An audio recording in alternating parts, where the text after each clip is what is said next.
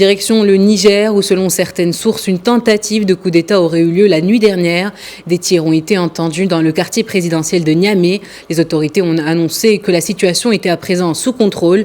Les militaires à l'origine de ce utérus de ces tirs ont été arrêtés. Ces violences surviennent quelques jours avant l'intronisation du nouveau président élu, Mohamed Bazoum.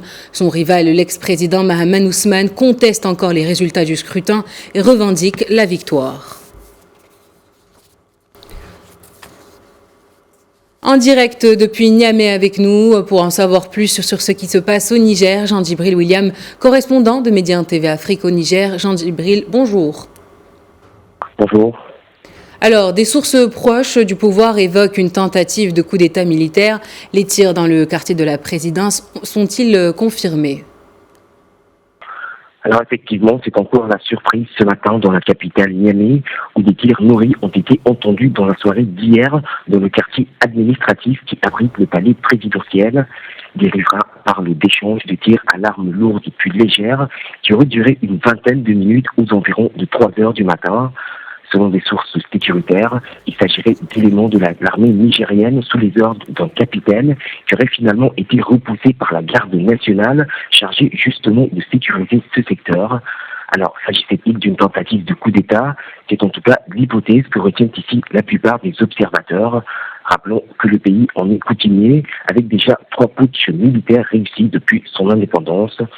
Mais pour l'heure, on attend en cours de journée, voire en début de soirée, la déclaration des autorités nigériennes. Des éléments de l'armée ont été arrêtés. Pouvez-vous nous en dire plus sur ces arrestations? La situation est-elle plus calme désormais? Alors le calme semble être revenu depuis dans la capitale, y compris dans le centre-ville et aux abords du palais présidentiel, où la circulation continue ce matin. Si le quartier du plateau a été évidemment quadrillé, dans le reste de la ville, les habitants vaquaient ce matin à leurs occupations habituelles. Les autorités affirment d'ailleurs que la situation serait sous contrôle.